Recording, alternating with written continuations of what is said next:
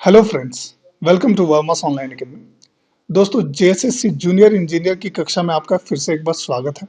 दोस्तों, आज जो है इस वीडियो सीरीज का दूसरा दिन है। हम लोग जूनियर इंजीनियर इलेक्ट्रिकल की विशेषकर जो है तैयारी करने वाले हैं। साथ ही साथ दोस्तों मैकेनिकल और सिविल के छात्रों को मैं बता दूं कि जेएसएससी का जो डिप्लोमा लेवल एग्जाम का नोटिस निकला है, ये डिप्लोमा लेवल एग्जाम का अगर आप पेपर 1 देखते हैं तो पेपर 1 में आप पाएंगे कि 80 क्वेश्चंस जो है ये जनरल इंजीनियरिंग से पूछे जाएंगे और 40 क्वेश्चंस जो है ये जीके जीएस से पूछे जाएंगे। ठीक है, तो ये जो 80 क्वेश्चंस पूछे जाने हैं जनरल इंजीनियरिंग से, इसमें आपको इलेक्ट्रिकल, सिविल और मैकेनिकल इन तीनों सेक्शन से जो क्वेश्चंस है पूछे जाना है। ठीक है, तो यहाँ पर जो है अगर आपका सिविल या मैकेनिकल ब्रांच है तब भी आपको आपके लिए ये वीडियो सीरीज काफ़ी यूजफुल होने वाला है, क्योंकि यहाँ पर जो है हम लोग इलेक्ट्रिकल इंजीनियरिंग से जुड़ा हुआ सारा टर्म्स को सीखेंगे और इलेक्ट्रिकल इंजीनियरिंग में पूछे जाने वाले क्वेश्चंस को भी देख लेंगे। अब दोस्तों, जो लोग इलेक्ट्रिकल से जुड़े हुए हैं, जूनियर इंजीनियर इलेक्ट्रिकल के पद के लिए जो अप्लाई करने वाले हैं, उनके लिए जो है ये वीडियो सीरीज खासकर उनके लिए ही समर्पित है। इससे पूर्व के कक्षा में हमने देखा था कि इसका सिलेबस क्या है, कितने पोस्ट के लिए जो वैकेंसी है वो जारी की गई है। हमने देखा कि कुल 50 पोस्ट के लिए वैकेंसी जारी की गई है 2 विभागों के अंतर्गत। तो यहाँ पर जो है इससे पहले के वीडियो में हमने जो है एक स्ट्रेटेजी बनाया था कि किस तरह से हमें तैयारी करनी है। हमने पूरा सिलेबस को कवर किया था, पूरा सिलेबस को हमने देखा था और हमने जाना था कि किन किन टॉपिक्स को जो है हमें पढ़ना है। दोस्तों, आज से हमारा क्लासेस ये शुरू हो रहा है। आज हम लोग जो है शुरू करेंगे और हम लोग देखेंगे बेसिक कॉन्सेप्ट को। ठीक है, बेसिक कॉन्सेप्ट हम लोग जानेंगे इलेक्ट्रिकल इंजीनियर के बेसिक कॉन्सेप्ट को, concept of voltage, current, energy and power को हम लोग देखेंगे। दोस्तों, सिलेबस में आगे हम लोगों को रेजिस्टेंस, कैपेसिटेंस और इंडक्टेंस पैरामीटर्स को भी पढ़ना है। तो उस सबसे पहले जो मेरा विचार है कि सबसे पहले हम लोग वोल्टेज, करंट, एनर्जी और पावर को जान लेंगे इलेक्ट्रिकल टर्म्स में। ये वोल्टेज क्या है, करंट क्या है और इलेक्ट्रिकल टर्म्स में जो है एनर्जी को कैसे हम लोग डिफाइन कर सकते हैं और ये पावर क्या होता है। ठीक है, इन सभी को जानेंगे और इससे जुड़ा हुआ जो इंपॉर्टेंट फार्मूलाज है उनके बारे में डिस्कस कर लेंगे। उनका एसआई यूनिट्स के बारे में हमें जानना है, तो इन सभी चीज़ों के बारे में हम लोग इसमें डिस्कस कर लेंगे। हम लोग देखेंगे कि वोल्टेज एक्चुअल होता क्या है और करंट जो है वो किस तरह से मतलब करंट का जो कॉन्सेप्ट है वो क्या है। ठीक है, उसके बाद एनर्जी और पावर के कॉन्सेप्ट को पढ़ेंगे और साथ ही साथ हम लोग कुछ प्रॉब्लम्स को देखते चलेंगे कि किस तरह का प्रॉब्लम्स जो है वो पूछा जा सकता है इस इन सभी सेक्शन से। और उसके बाद जो है अगला वीडियो जो होगा हमारा दोस्तों, वो होगा रेजिस्टेंस, इंडक्टेंस और कैपेसिटेंस पैरामीटर के ऊपर। ठीक है, तो हम लोग इसके अगले जो सेशन में हम लोग देखने वाले हैं कि किस तरह से जो है रेजिस्टेंस जो है वो प्रभावित होता है उसके लेंथ से, उसके एरिया ऑफ क्रॉस सेक्शन से और मटेरियल से। ठीक है, तो इन सभी चीज़ों पर हम लोग डिस्कस करने वाले हैं। तो आज की क्लास में हम लोग देखेंगे voltage, current, energy and power. ठीक है, इलेक्ट्रिकल टर्म्स में जो है किस तरह से इनको डिफाइन किया गया है। ठीक है, ये जो क्लास है इसको आपको बिल्कुल भी स्किप नहीं करना है, क्योंकि ये सबसे बेसिक कॉन्सेप्ट होगा और यहाँ पर जो है आपकी समझ जो है वो बनेगी और किसी तरह का कंफ्यूजन नहीं रहेगा। दोस्तों, किसी तरह का कंफ्यूजन हो पूरे सेशन के दौरान, अगर आपको किसी तरह का कंफ्यूजन लगता है तो नीचे कमेंट बॉक्स में जो है आप उस कंफ्यूजन को क्लियर करने के लिए आप अपना क्वेश्चन जो है वो अराइज कर सकते हैं कमेंट बॉक्स में। हमारा प्रयास होगा कि जो अगला वीडियो पब्लिश होगा उस अगले ही वीडियो में जो है आपका जो भी प्रॉब्लम रहेगा उसको सॉल्व करने का प्रयास हम लोग करेंगे। ठीक है, तो यहाँ पर जो है अब हम लोग देखने जा रहे हैं in this class we shall learn about voltage, current, energy and power. ठीक है, इन 4 चीज़ों के बारे में हम लोग इस क्लास में डिस्कस करने जा रहे हैं। दोस्तों, क्लास जो है इसको हम लोग थोड़ा सा सिंपल बना रहे हैं, बहुत ज़्यादा कॉम्प्लिकेटेड नहीं। बहुत सारा टॉपिक्स अभी स्टार्टिंग में हम लोग नहीं देखेंगे, आगे आने वाले क्लासेस में जो है ये बहुत सारा टॉपिक्स कवर होगा और उसके बाद जो क्वेश्चंस का लेवल है वो बढ़ता जाएगा। ठीक है, तो दोस्तों शुरू करते हैं जेएसएससी जूनियर इंजीनियर एग्जामिनेशन 2023। ठीक है, तो इसकी तैयारी हम लोग करते हैं। सबसे पहले हम लोग देख लेते हैं वोल्टेज। ये वोल्टेज एक्चुअली होता क्या है। ठीक है, तो हम लोग देखते हैं कि as we know there are positive and negative charges. क्या होता है कि कुछ पॉजिटिव चार्जेस होते हैं और कुछ नेगेटिव चार्जेस होते हैं। A force of attraction and repulsion exist between this charges. अगर ये सेम चार्जेस है तो हमें पता है कि force of attraction, force of repulsion जो है वो होगा, और अगर ऑपोजिट चार्जेस है तो ये फोर्स ऑफ अट्रैक्शन ये इसमें आएगा। ठीक है, अब कहा जा रहा है कि in order to overcome the force and move the charge through a specific distance certain amount of energy is required. अगर आपको इस फोर्स से ओवरकम करना हो और इसको जो है मूव करना है किसी एक डायरेक्शन में, ठीक है, इस चार्ज को मूव करना हो, तो एक वर्क डन, एक एनर्जी जो है वो रिक्वायर्ड होगा। अब यहाँ पर है कि all the opposite charges forces a certain amount of potential energy, ठीक है, यहाँ पर प्रोसेस होगा कि जितने भी ऑपोजिट चार्जेस हैं इन सभी के पास अपना एक पोटेंशियल एनर्जी होता है। और ये पोटेंशियल एनर्जी क्यों होता है? क्योंकि इन दोनों के बीच जो गैप होता है और इसी गैप के कारण ये एक पोटेंशियल एनर्जी जो है इनके इनके अंदर होता है। ठीक है, अब हम लोग देखते हैं कि ये जो चार्ज है ये एक पॉजिटिव चार्ज है और ये एक नेगेटिव चार्ज है। तो इन दोनों का अपना अपना पोटेंशियल एनर्जी है। अब इसी पोटेंशियल एनर्जी के डिफरेंस को हम लोग क्या कहते हैं? पोटेंशियल डिफरेंस कहते हैं, जिसको इलेक्ट्रिकल टर्म में हम लोग वोल्टेज के नाम से जानते हैं। ठीक है, तो आपको ध्यान रखना है कि वोल्टेज और पोटेंशियल डिफरेंस, ठीक है, वोल्टेज या तो पीडी यानी कि पोटेंशियल डिफरेंस, ये सेम टर्म है जो वोल्टेज के लिए यूज होता है। रिप्रेजेंट हम लोग करते हैं वी से। ठीक है, यहाँ पर आप देख सकते हैं सिंबल वी से हम लोग रिप्रेजेंट करते हैं। कैपिटल लेटर वी या स्मॉल लेटर वी दोनों ही इसके लिए चलता है। अब जो है दोस्तों हम लोग देखेंगे कि potential difference can also be expressed as energy per unit charge. ठीक है, तो हम लोग जब एक पर यूनिट चार्ज को, एक यूनिट चार्ज को जब एक स्पेसिफिक डिस्टेंस के लिए लेके जाना चाहते हैं तो जो एनर्जी का रिक्वायरमेंट होता है यही होता है पोटेंशियल डिफरेंस। तो हम लोग यहाँ कहेंगे कि ये पोटेंशियल एनर्जी को हम लोग कैसे डिफाइन कर सकते हैं? तो कह सकते हैं कि पोटेंशियल डिफरेंस जो है ये it is nothing but V is equal to energy, ठीक है, एनर्जी पर यूनिट चार्ज। ठीक है, तो यहाँ पर एनर्जी जो है उसको हम लोग लिख सकते हैं W और पर यूनिट चार्ज को हम लोग लिखते हैं Q। ठीक है, चार्ज को हम लोग Q से डिनोट करते हैं। अगर यही जो है हम लोग एक स्मॉल वोल्टेज के बारे में अगर हम लोग बात करते हैं तो स्मॉल वोल्टेज जो है वो चेंज इन एनर्जी होता है dW by dQ by small change in charge. ठीक है, तो ये जो फॉर्मूला ये बहुत इंपॉर्टेंट है। Voltage is nothing but energy divided by charge, that is energy per unit charge. और इसी तरह जो है दोस्तों voltage can also defined as small change in energy divided by small change in charge. ठीक है, तो ये जो है ये एक इंपॉर्टेंट फार्मूला, आपको ये फार्मूला जो है ये ध्यान में रखना है, इसको नोट कर लेना है। अब जो है यहाँ पर क्वेश्चंस जो आएंगे तो इसी तरह से जुड़े हुए क्वेश्चंस आएंगे। अब एक क्वेश्चन जो है यहाँ पर हमारे पास है, आइए हम लोग देख लेते हैं कि क्वेश्चन क्या कहता है। हम लोग एक एक टॉपिक को पढ़ते जाएंगे। टॉपिक चूंकि हमने कम ही टॉपिक को हमने सेलेक्ट किया है, उसके पीछे कारण ये है कि हम लोग हर एक टॉपिक को पढ़ेंगे और उससे जुड़ा हुआ जो इंपॉर्टेंट क्वेश्चंस है उसको भी साथ में देखते जाएंगे। ठीक है, ताकि ऐसा ना हो कि हमारा जो प्रिपरेशन है वो आधा अधूरा रह जाए। तो एक क्वेश्चन यहाँ पर बन के आ रहा है कि if 70 joule of energy is available for every 30 coulomb of charge. ठीक है, कहा जा रहा है कि 70 जूल ऑफ एनर्जी जो है वो अवेलेबल है फॉर 30 कूलम चार्ज के लिए। ठीक है, यानी कि यहाँ पर Q का वैल्यू दिया हुआ है 30 और एनर्जी जो है यानी कि W का वैल्यू दिया हुआ है 70।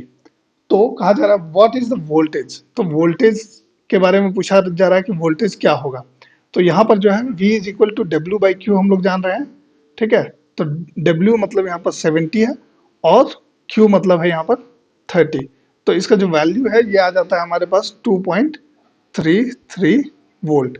यानी कि अगर हमारे पास एनर्जी और चार्ज के बारे में इंफॉर्मेशन हो तो हम लोग जो है वो वोल्टेज को डिराइव कर सकते हैं। ठीक है, ये वोल्टेज का वैल्यू को हम लोग निकाल सकते हैं। अब यहाँ पर एक और इम्पॉर्टेंट चीज आता है कि एसआई यूनिट जो है वो वोल्टेज है का, वोल्टेज का एसआई यूनिट क्या है? वोल्ट है, वो हमने जान लिया। तो 1 वोल्ट को हम लोग ऐसे भी कह सकते हैं 1 volt is nothing but 1 joule of energy. ठीक है, 1 joule of energy per unit charge. ठीक है, तो 1 coulomb of 1 coulomb of charge. ठीक है, यानी कि एक कूलम चार्ज, माफ कीजिएगा, एक जूल ऑफ एनर्जी जो है डिवाइडेड बाय एक कूलम चार्ज को हम लोग एक वोल्ट भी कह सकते हैं। तो कई बार जो है क्वेश्चन इस तरह से भी आ जाता है कि जो है वोल्टेज यानी कि पोटेंशियल डिफरेंस और voltage can be expressed in terms of what. ठीक है, कहा जा रहा है कि पोटेंशियल डिफरेंस या वोल्टेज को हम लोग किस टर्म्स में जो है डिफाइन कर सकते हैं, एक्सप्रेस कर सकते हैं। तो वहां पर तो ये आसान सा क्वेश्चन है, हम लोग इसका आंसर जानते हैं, ये वोल्ट्स होता है, वोल्ट्स में हम लोग जो है इसको एक्सप्रेस कर सकते हैं। अब यहाँ पर क्या होता है कि कई बार ऑप्शन में ये वोल्ट्स आपको देखने को ही नहीं मिलेगा, वहां पर एक ऑप्शन में आपको मिल जाएगा क्या, जूल पर कूलम।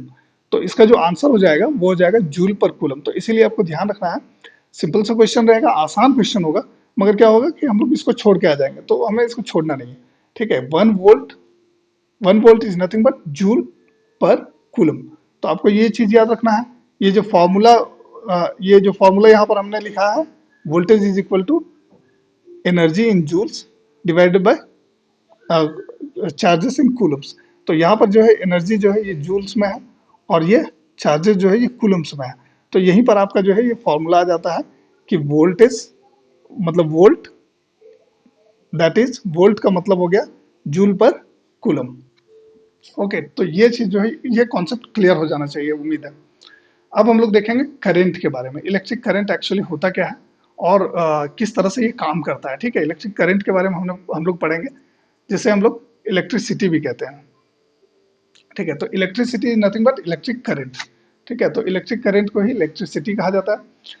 कहा जा रहा है कि electric current can be defined as the rate of flow of electron. ठीक है, एक कंडक्टर है, इस कंडक्टर के थ्रू से क्या होता है, इलेक्ट्रॉन जब फ्लो होता है तो ये कितना स्पीड से फ्लो हो रहा है।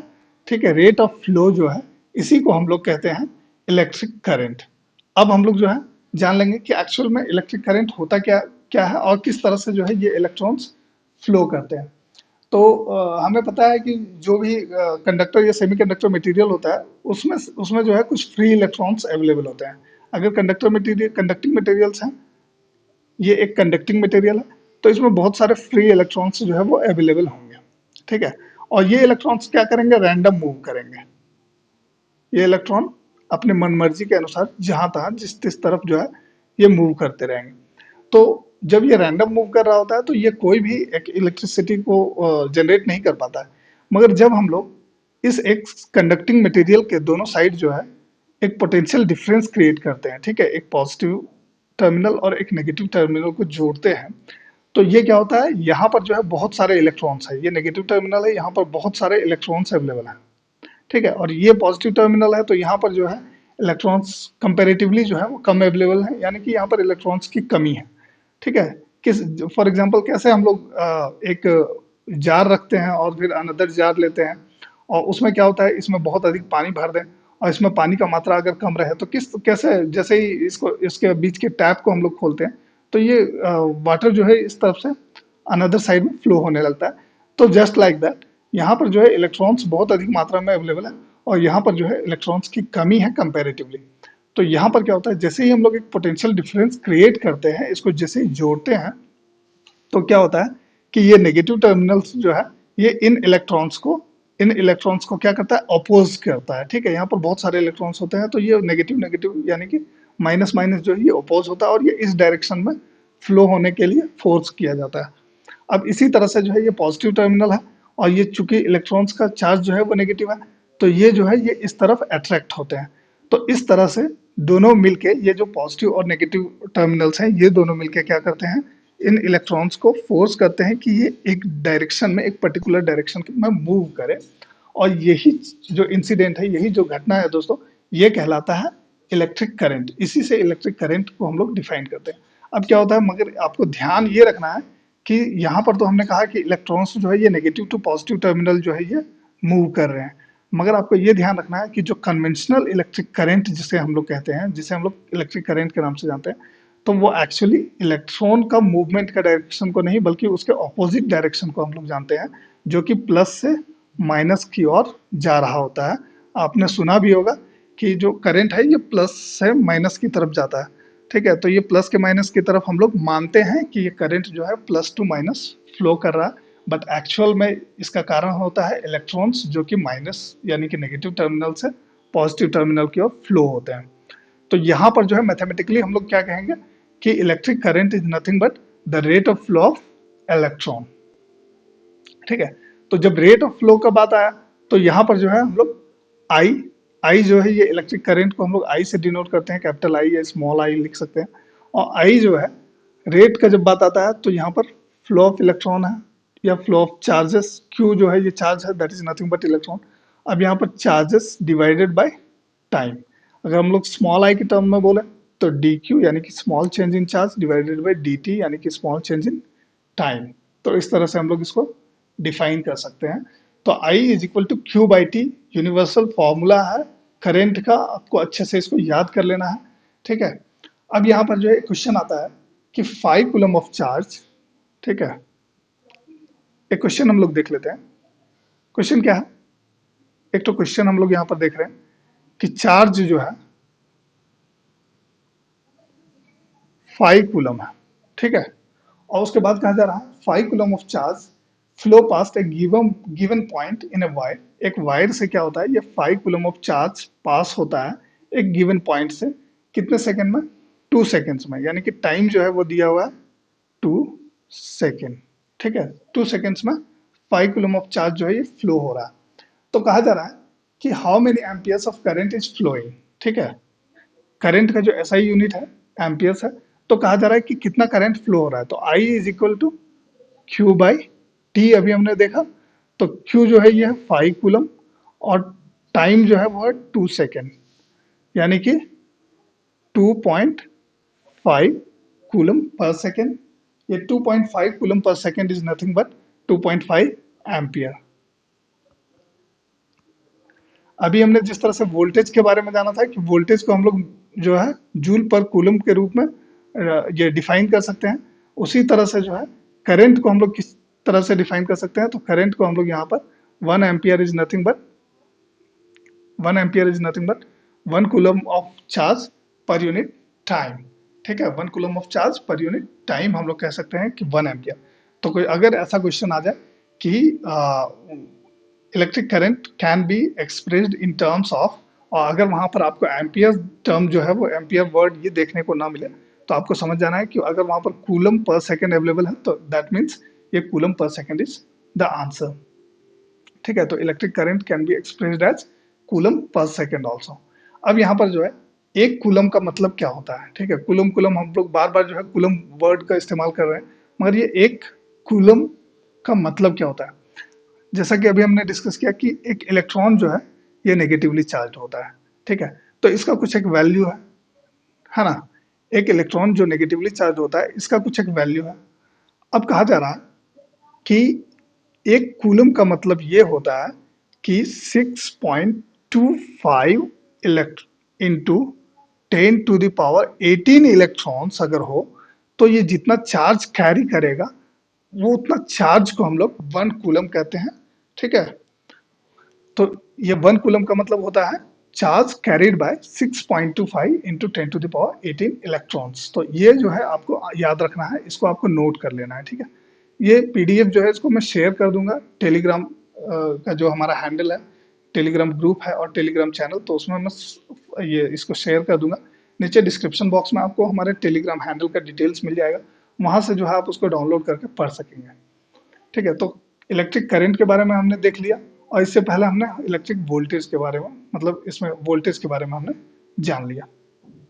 अब जो है अब हम लोग देखेंगे और कुछ इंपॉर्टेंट पॉइंट्स, जैसे कि इसके बाद हम लोग पढ़ने वाले हैं एनर्जी, ठीक है, इलेक्ट्रिकल एनर्जी के बारे में। और उसके बाद हम लोग देखने वाले हैं पावर के बारे में, ठीक है। Power in terms of electric engineering, electric current के टर्म में अगर हम लोग पावर की बात करें तो कैसे इसको डिफाइन कर सकते हैं, या एनर्जी को कैसे डिफाइन कर सकते हैं, ठीक है। तो इन सभी चीज के बारे में हम लोग डिस्कस करने वाले हैं। कहा जा रहा है energy, energy can be defined as the capacity of doing work, ठीक है। Universal formula, universal term, capacity is doing work is nothing but energy. It can exist in mechanical, electrical और सम अदर फॉर्म्स, ठीक है। ये mechanical, electrical या कुछ other forms में भी अवेलेबल होता है। क्या? तो एनर्जी, ये चीज हम लोगों को क्लियर पता है। Denoted by the letter W, और एनर्जी मेजर्ड इन जूल्स, ठीक है। एनर्जी को हम लोग डब्ल्यू से डिनोट करते हैं। अभी हमने देखा था कि V is equal to W by हमने Q किया था, ठीक है। तो V is equal to W by Q हमने देखा था। तो एनर्जी जो है इसको हम लोग W से डिनोट करते हैं, और इसको हम लोग जूल्स में मेजर करते हैं, जूल्स में हम लोग इसको मेजर करते हैं। तो ये तो एनर्जी का कॉन्सेप्ट हो गया, इलेक्ट्रिकल एनर्जी रहे, मैकेनिकल एनर्जी रहे, या केमिकल एनर्जी रहे, या some other forms of energy रहे, मगर energy is nothing but the capacity of doing work. ठीक है, तो इलेक्ट्रिकल एनर्जी के बारे में हम लोग धीरे धीरे और बेहतर से जानेंगे। ठीक है, जैसे जैसे क्लास आगे बढ़ेगा हम लोग और इसके बारे में डिस्कस करेंगे। जो जो पॉइंट्स इसमें अगर कुछ मिस हो रहा है तो इसके बारे में भी हम लोग अगले अगले आने वाले क्लासेस में डिस्कस करेंगे। और साथ ही साथ दोस्तों, अगर आपको किसी तरह का डाउट रह जा रहा हो, किसी तरह का रिलेवेंट डाउट हो, तो आप जो है आप नीचे कमेंट बॉक्स में पूछ सकते हैं, और हमारा प्रयास होगा कि अगले वीडियो में जो है हम लोग इस पर डिस्कस करें। अब आता है पावर। ठीक है, इलेक्ट्रिकल पावर। तो पावर कैसे हम लोग डिफाइन कर सकते हैं? तो पावर के लिए भी इसी तरह का एक जो यूनिवर्सल स्टेटमेंट है, power can be defined as the rate of change of energy. ठीक है, पावर क्या है? पावर जो है rate of change of energy है, और पावर को हम लोग पी से डिनोट करते हैं। तो P is equal to rate of change का बात आ रहा है एनर्जी का, तो डब्ल्यू डिवाइडेड बाय टाइम। ठीक है, डब्ल्यू को हम लोग मेजर करते हैं जूल में, और टाइम को हम लोग मेजर करते हैं सेकेंड में। तो पावर को हम लोग मेजर कर सकते हैं जूल पर सेकेंड में, और ये जूल पर सेकेंड को ही हम लोग कहते हैं वॉट। ठीक है, जूल पर सेकेंड को हम लोग क्या कहते हैं? वॉट। तो power can be measured in terms of watts, और it can be also measured in terms of joule per second. ठीक है, तो power is nothing but energy per unit time. ये यहाँ पर जो है क्लियर हो गया। या तो स्मॉल पी की अगर हम लोग बात करें तो change in energy divided by change in time. ठीक है, अब जो है हम लोग इसको इलेक्ट्रिकल टर्म्स में कैसे एक्सप्रेस कर सकते हैं, इसके बारे में हम लोग डिस्कस कर लेते हैं। ये तो जो यूनिवर्सल फॉर्मूला था इसके बारे में हमने देख लिया था कि P is equal to W by T, या तो D W by D T, ऐसे हम लोग रिप्रेजेंट करते हैं। अब जो है दोस्तों, D W by D T को हम लोग ऐसे लिख सकते हैं, D W by D Q multiplied by D Q into D T. ठीक है, इसको जो है हम लोग इस टर्म में लिख सकते हैं। ये डी क्यू जो है ये कैंसिल हो जाएगा ये दोनों, मगर जो है हमें कैंसिल नहीं करना है। अभी अभी हमें क्या करना है, D W by D Q क्या होता है? Is nothing but voltage, and D Q by D T क्या होता है? Is nothing but current. तो इलेक्ट्रिकल टर्म में हम लोग पावर को कैसे रिप्रेजेंट कर सकते हैं? Voltage into current. ठीक है, तो वोल्टेज और करंट का जो गुणनफल होगा, मल्टीप्लीकेशन होगा, यही हमें पावर के बारे में बताएगा कि ये टोटल पावर कितना कंज्यूम हो रहा है। तो अब जो है अब एक क्वेश्चन यहाँ पर बन के आ रहा है, P is equal to V into I हमने देख लिया। अब कहा जा रहा है कि if 12 volt of potential difference या voltage is applied across a circuit, ठीक है, 12 volt of potential difference is applied across a circuit, and the current flowing is 2 amperes, ठीक है, then what is the power dissipated? Power जो है वो कितना consume हो रहा है वो पूछा जा रहा है। तो P is equal to V into I, ये हमें फॉर्मूला पता है। अब यहाँ पर जो है V का वैल्यू है 12 और I का वैल्यू है 2 एम्पियर, यानी कि 24 वोल्ट एम्पियर, और ये volt ampere is nothing but 24 वाट। तो पावर को हम लोग वोल्ट एम्पियर में भी मेजर कर सकते हैं, पावर को हम लोग वाट में भी मेजर कर सकते हैं, और पावर को हम लोग और किस टर्म में मेजर कर सकते हैं? ठीक है, joule per second, joule per second के टर्म में भी मेजर कर सकते हैं। तो ये सभी चीजों के बारे में हमने पढ़ लिया। आज के जो क्लास है, आज के क्लास में हमने देखा, आज के क्लास में हमने क्या क्या जाना? हमने देखा कि वोल्टेज किसे कहते हैं, ठीक है, करंट किसे कहते हैं, इलेक्ट्रिकल एनर्जी किसे कहेंगे, और उसके बाद जो है ये पावर किसे कहेंगे, और पावर को जो है इलेक्ट्रिकल टर्म्स में जो है वो किस तरह से मेजर कर सकते हैं, इलेक्ट्रिकल टर्म्स में कैसे एक्सप्रेस कर सकते हैं, इनका एसआई यूनिट्स क्या है, इन सभी बिंदुओं पर हमने डिस्कस किया।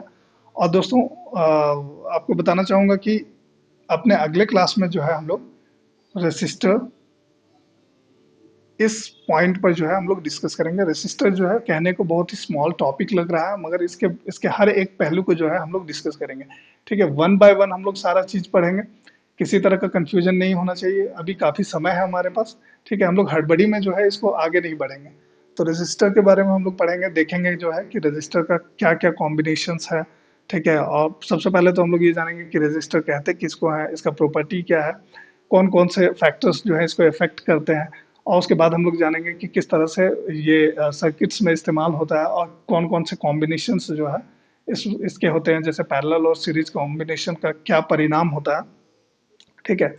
और किसी एक वायर का लेंथ को बढ़ाने पर जो है उसके रेजिस्टेंस में क्या चेंज आता है, किसी वायर के थिकनेस को बढ़ाने पर उसके रेजिस्टेंस में क्या चेंज आता है, इन सभी बिंदुओं पर हम लोग डिस्कस करेंगे। और साथ ही साथ हम लोग एक बेसिक सर्किट के बारे में भी डिस्कस करेंगे कि एक बेसिक सर्किट एक्चुअली होता क्या है, ठीक है। तो आज के क्लास में जो है दोस्तों बस इतना ही। उम्मीद है आपको ये वीडियो जो है इन्फॉर्मेटिव लगा होगा, आपको आपके लिए जो है ये वीडियो यूजफुल रहेगा। किसी तरह का कोई डाउट हो तो आप नीचे कमेंट बॉक्स में कर सकते हैं। वीडियो आपको कैसा लगा इसके बारे में भी नीचे कमेंट बॉक्स में आप अपनी राय हमें भेज सकते हैं। तो दोस्तों आज के वीडियो में बस इतना ही। उम्मीद है आपको ये वीडियो इन्फॉर्मेटिव लगा होगा। वीडियो पसंद आया तो इसे लाइक भी कर दीजिए, और साथ ही साथ दोस्तों हमारे चैनल वर्मास ऑनलाइन अकेडमी को सब्सक्राइब कर लीजिए, ताकि जितने भी आने वाले वीडियोस के अपडेट्स हैं वो आपको समय समय पर मिलते रहेंगे। तब अब मिलते हैं हम लोग अपने अगले वीडियो में। तब तक के लिए नमस्कार, धन्यवाद।